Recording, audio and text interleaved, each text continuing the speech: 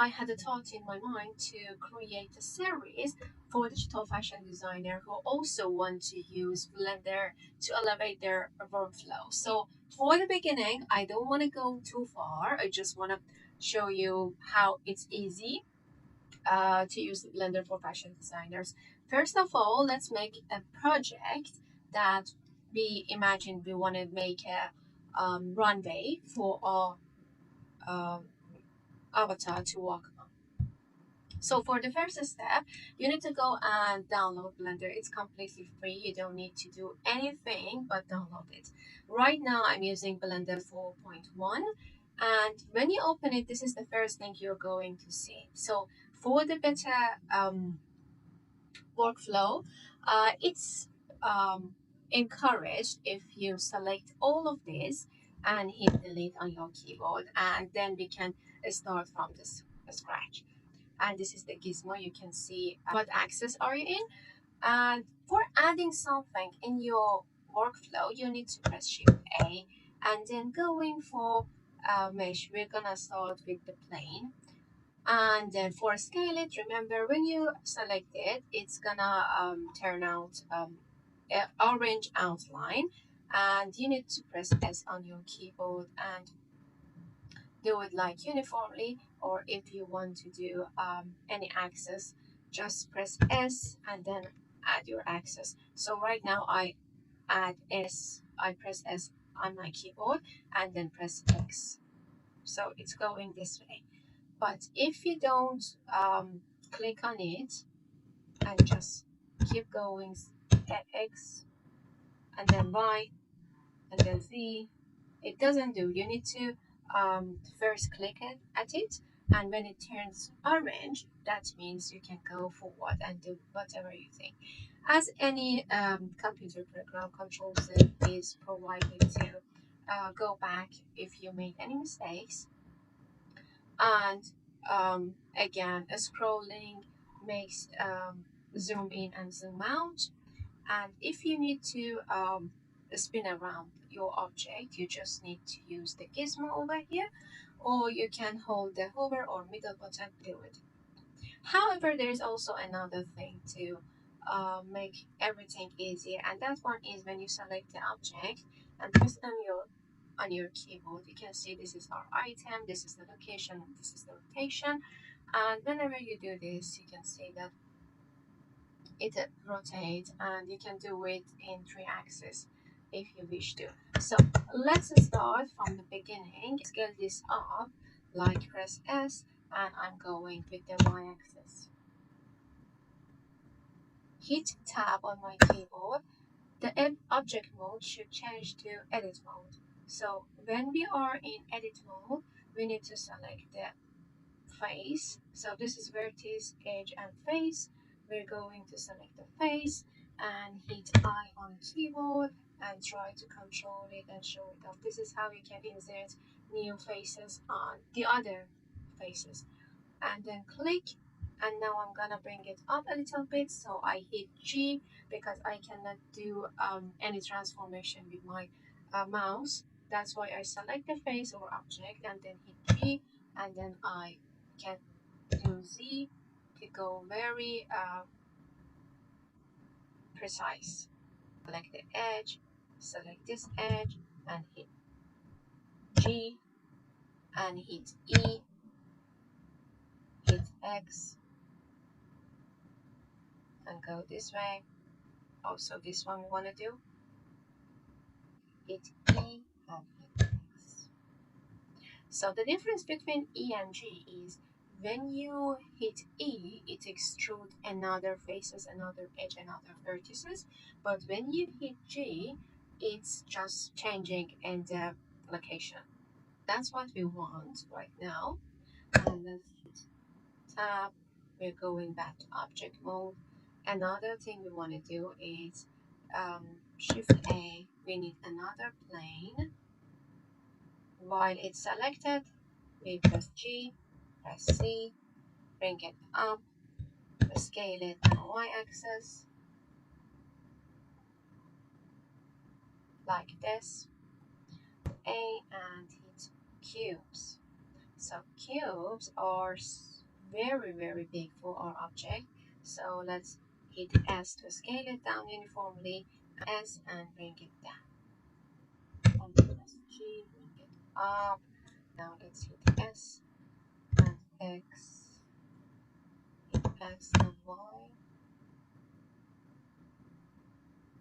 This is going to be our lights, and we want to duplicate this. So while it's selected, Shift D on your keyboard and then G and bring it on Y axis.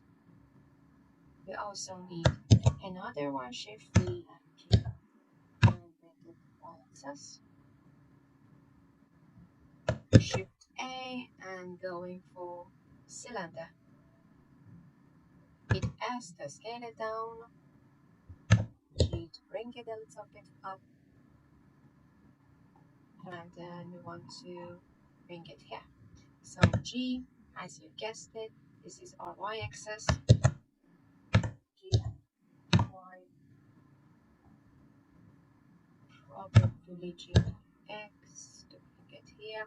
You can also hit G and change it with your mouse, but it's not precise. Be careful about that. Now the scale in Z axis, bring it up. Let's select it. Hit tab on your keyboard so it is changed to edit mode, and then select your faces going here. Click somewhere so everything's turned out gray, and then select your face. And now I'm gonna hit I, make it a little bit smaller, and E, Z, and now while this one is selected, we'll go set the cursor here at the same size as the height, and then hit a spin. We have the curve here, but the column is missing. So what we need to do is to hold Alt and try to select the faces of the column, and then hold Shift, again Alt at the same time, click. We want to hit P and select selection, and now Shift P, and now change it to object mode. Select this again, Shift D and X, and now we want to select this. Hold Shift, and Control J. It makes everything match together. And because we want to be more smooth here, right click and change. While this one is selected, add modifier, and we want to type here array. So this is the simple duplication of whatever you want to do instead of doing several times Shift D. And you can give it a fixed count or fixed length or curve. Right now we're going with a fixed count. We give it 5, and we want it not to be in the x-axis but in the y-axis.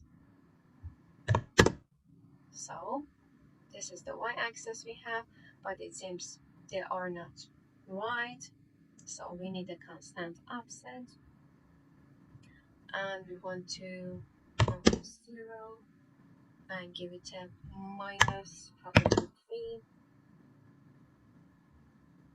It's minus, what I want is minus 12 almost. So this is what we have. And now it's time to give it a camera. Before doing anything, let's hit Shift A, and down here you can find the camera. Select a point that you think it would be a nice camera placement.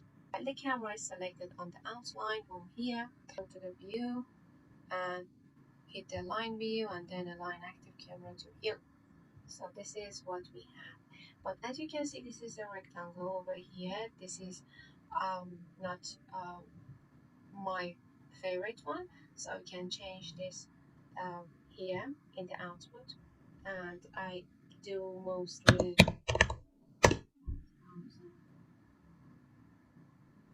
100 and 1000, and then you can select the focal length of camera here, and then hit G and X or probably I need it more like this. And what we need is to go and split the workplace. Let's go, and while you see this sign, let's grab and bring it in the middle.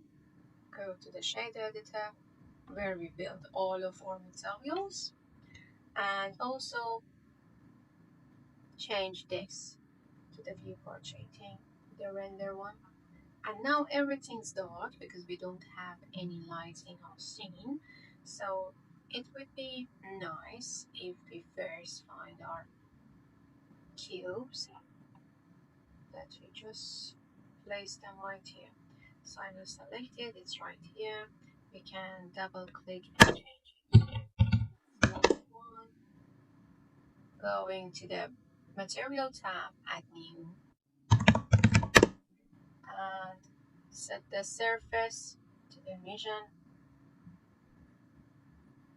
and let's hit the color, let's go with warm. Now let's go back there. Yes, this is our light. You can control the strength of the light right here. So let's select this, hit new, and find the light. So all of the three of these, they have same light there. Same material, same lights. A, light, and area light. You can hit S and Y-axis, and hit G,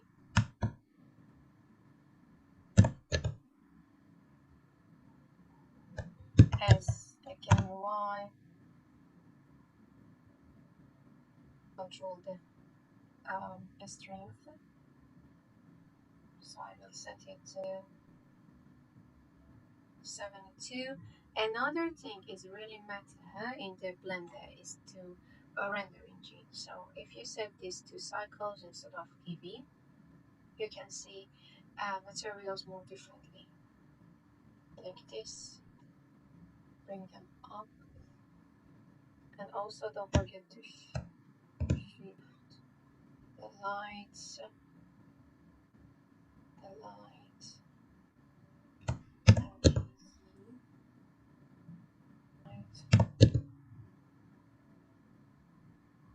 This is good. Now maybe we need another wall like behind the chest, and that one is shift a plane, and we want to hit R and X and 90, and then scale it up, select up plane over here, tab, and select one of the edges, hit E and X, and select this, hit E, X. So this is what we want to have, and don't forget to bring it back to object mode. If you don't like the shape of the cubes to be this light, you can also change this to any other object that you want, and then set the material to light, to emission. This is for seeing it better. Let's select the camera, and I want to viewport display, set the pacifier to 1 so we can see this perfectly. And while the camera is selected, hit G. Let's make it be much better. It's completely up to you guys how you're going with the materials. I only want to show you two different things to do. One of them is whatever object you want to select, just select it. Going to material and hit new. And this is the base color. You can change the color if you wish, or you can sit if you want it very um, metallic and glossy. This is where you can control these things, or you can go for ready use material. And how you can use them is to go to the polyhaven. In the polyhaven, under the asset, there is texture. You can select whatever you want. I'm going to use this one because I'm fond of the neutral look. So when you select it, this is what you can see in the material. And then there are different kinds of resolution here. I usually go for 2K or 4K if I wanted very high resolution, but now that our focus is on our working garment and avatar, I'm going only for 1K resolution and then hit download.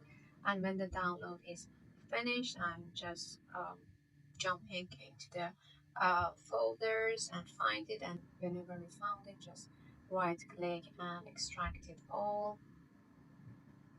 Then you need to remember the place and then go to the shader editor, select your floor, hit new, and while this one is selected, hit Ctrl Shift T. But if it doesn't work, let's go to the edit preferences, and in the add-ons we want to write node wrangler. This one should be ticked and on, and then Ctrl Shift T. A window pops up, and then we need to find a folder that we just downloaded from Haven. So I'm going to plaster, and there are four material for me. So I select the first one and hold shift, select the last one and hit principal texture. So this is my material right here, but some things that's not showing perfectly is that on the top it shows very smooth and nice, but in the side areas it seems that's very stretched and deformed. So we need to select this. It has a very really aspects, and you need to select this. Going to the to edit one and hit A to select the object. Going to UV and hit this one to the object and hit OK. Now go to back, and now everything seems fixed and nice. And another thing that we really need to give it a notice and attention is the normal map. So if we set the normal map to 0, we can see the look is not very realistic. I want to go big and bold, so I give it a 4 for you guys to see the difference. Now can you see the difference? Everything seems pops up and super 3D. And this one will work best for me. You can go